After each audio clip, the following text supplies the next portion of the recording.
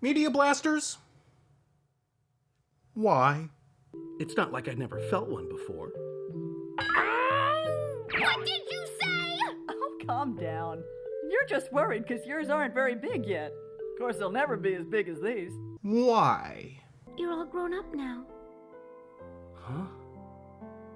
It may take a little while, but I promise to grow up as fast as I can. And maybe my boobs will get a lot bigger too. Why?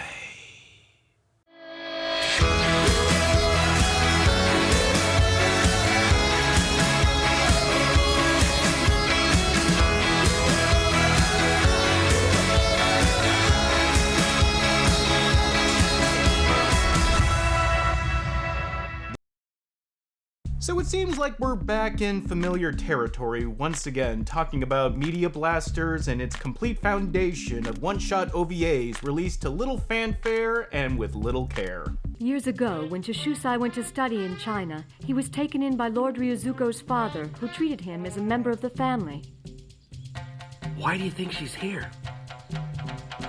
And what's your name? Yeah, Samurai, Hunt for the Sword. Could you guess this was based off a visual novel? I'll just move in with Shinjiro. Huh? No! Positively, absolutely not! Or at least I think it was based off a visual novel. The information available is, once again, pretty scanty, compounded with the fact that Samurai Hunt for the Sword is just its translated English name. If you actually want to try and find the Japanese information on this anime, you're gonna have to try and Google using the kanji of the original title, because the directly translated name, Kaito Ranma, will just get you a bunch of Ranma 1/2 results.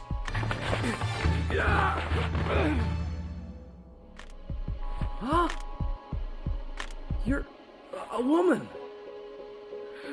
I actually have a friend who's been in the anime industry for a long time, actually longer than I've been collecting anime. I asked him why Media Blasters released so many one-shot OVAs, and the only answer he could give me was that they were the cheapest options available, and Media Blasters were always robbing Peter to pay Paul, as it were. And from that perspective, I get why their entire library is full of anime like this, but I find myself asking, how did they expect to make money?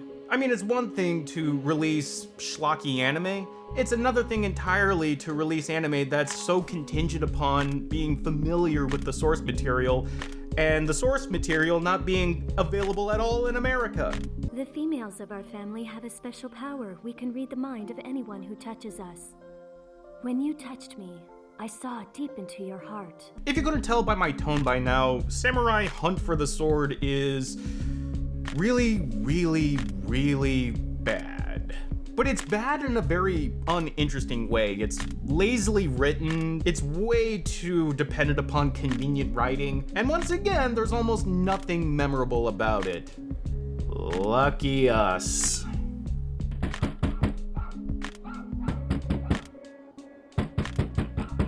As the title would suggest, the plot is basically a gigantic hunt for a long-forgotten sword that has to be reforged so that way the bad guys have the power to take on and defeat the Emperor and institute a new government. The sword has been hidden for over 100 years, but several weeks ago, we learned that Mahoro Mikage, a descendant of the Toyotomi family, had discovered its location. If you're at all familiar with feudal Japanese history, this is pretty common ground we're retreading here, including and up to the fact that our main hero is basically a wet-behind-the-ears rookie that's yet to prove himself. There's nothing we could have done, Shukuno. They're right. I can't teach them the way Father can. You've never even tried. How do you know? But the laziness of the writing starts kicking in when you start to realize that there's almost no reason whatsoever for this character to lead the way. Like, why is it really up to him to stop these thieves from taking the sword and getting all this power to overthrow the Emperor? Doesn't the Emperor have, like, guards to do this? Or, like, his own, like, set of samurai? If Mikage should succeed and destroy me, this country will be thrown into chaos. Father will get back in time, and I'll take care of Mikage. I don't think I've ever seen one singular anime that hated its main character so much, or at least thought so little of him, that he's almost completely perfunctory to the plot. It's so bad that the only reason why the main character is our main character is because his father knows the Emperor, but he's unavailable to do anything. Mikage will kill you. Well, that may be true. Nevertheless, I've made my decision. Shinjiro! So we're stuck with this kid babysitting all these women around him in this dojo that he runs in his father's absence. And this is where the visual novel characteristics come in. The lead character's only recognizable characteristic is that he's unsure of himself. Even when he's surrounded by all these female characters that for some reason or another fall head over heels madly in love with him, there's almost nothing to this character. Are you his girlfriend, or do you just tell him what to do? I'm his friend. We've known each other a long time. Well then, you've nothing to complain about. Listen, you! I barely remember his name as being Shinjiro. In fact, I only know this character's name is Shinjiro because I literally wrote it in my notes over here. In fact, this main character is so forgettable that he doesn't even grace the front cover of the DVD. In fact, I can't even see a picture of the main character on this DVD box anywhere. How's that for some shit? I just can't get over the fact that our main hero is our main hero because his dad was important, but his dad didn't die. He was just ejected from the plot to fetch his sword so that way Shinjiro could have a lightsaber duel.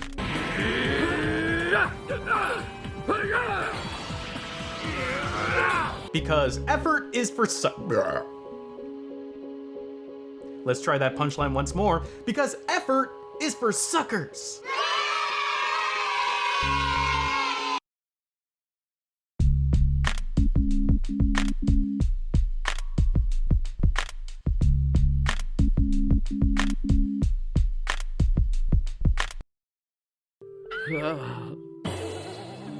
But they have plenty of pictures of the female characters, that's for damn sure. And if you look closely, you could probably recognize the art style at play here, can't you? At least if you've seen Saber Marionette J, you could. Oh yeah, same character designer. Go on, check him out. We only find out about halfway through the anime that the bad guys are after a particular sword that they want to reforge. And up until then, the anime was just about Shinjiro putting up with all these female characters. I mean, on the face of it, a Chanbara anime with elements of harem anime sound at the very least like it could have some legs for a full-on animated series. But here's the thing about harem anime. Even the most puerile, most juvenile, even the most stupidest of harem anime knows well enough that each female character needs to be identifiable, needs to be memorable, needs to have a reason to entice viewers to want to watch them. But Samurai Hunt for the Sword has enough female characters for the harem anime dynamic, but they forget to actually give these characters personalities. Most of them are just milquetoast wisps of nothingness. You nuts? Mikage isn't your responsibility. That's the government's job. She's right. The Tokugawas and the Toyotomis have been enemies for generations. It isn't your fight. Except for Mirin, who at the very least kind of leans into being a woman with big breasts, so she just shows them off, which at the very least is kind of fun and separates herself from the rest of the cast. Otherwise, they're just plain white bread with no frills whatsoever. So he's gonna be all right? He's gonna be fine. There. I'm all done. That's great. Thanks, Sana. So you basically just wind up watching the lead female character bumble her way through her feelings for Shinjiro. And there's a part of you that wonders if this is going to lead anywhere, especially since this only has 2 episodes. But then you remember you're watching a Media Blasters OVA, so you know instinctively that no, it's not going to lead to anything. And sure enough, you'd be right!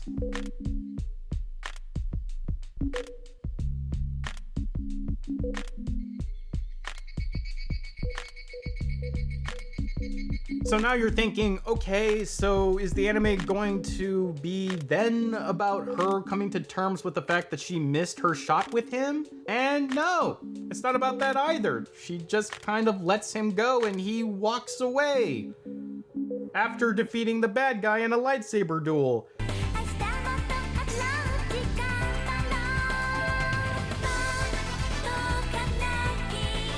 Could an anime end on an emptier note?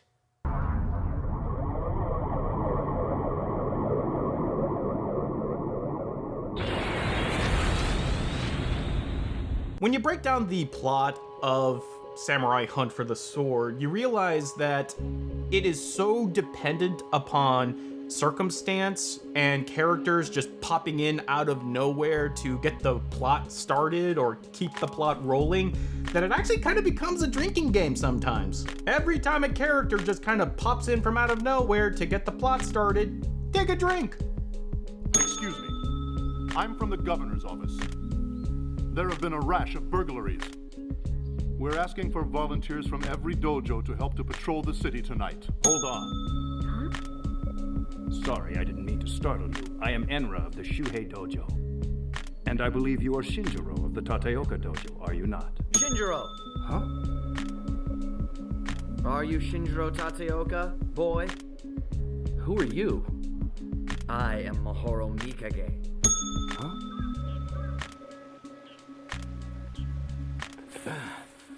I could just picture so many people in a writing room looking at the script and wonder, how in the hell are we going to get this character here? And another person will just go, he just appears there. Why the fuck not?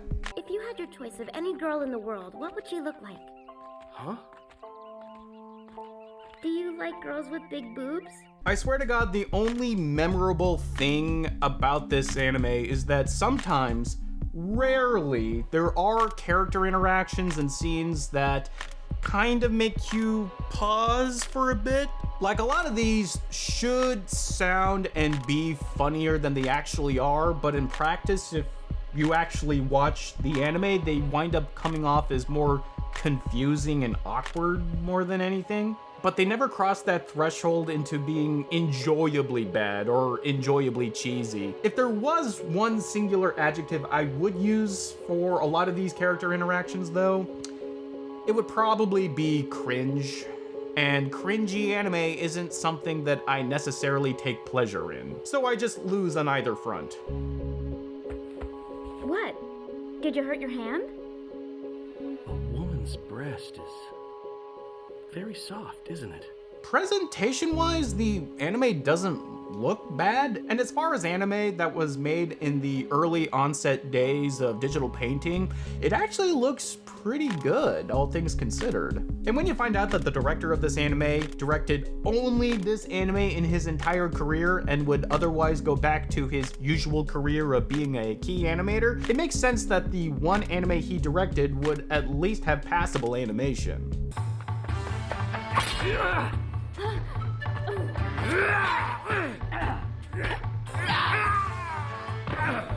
And not to harp too hard on Media Blasters, they at least spent some money to use Bang Zoom as a dubbing studio, so you do have some recognizable and talented voice actors from Los Angeles providing some of the characters' voices, though they pretty much all use stage names, except for Richard Epcar for some reason. Kenichi, I knew you felt that you had to prove yourself. That's why I've avoided you for so long. Like I said, Samurai Hunt for the Sword is a bad anime that's bad in altogether uninteresting ways, and the fact that it exists here in America in some form is probably the most interesting thing about it.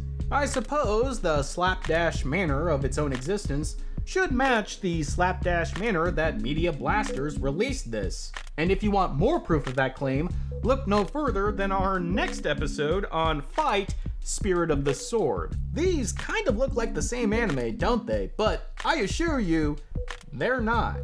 Media Blasters was just that lazy. Till next time.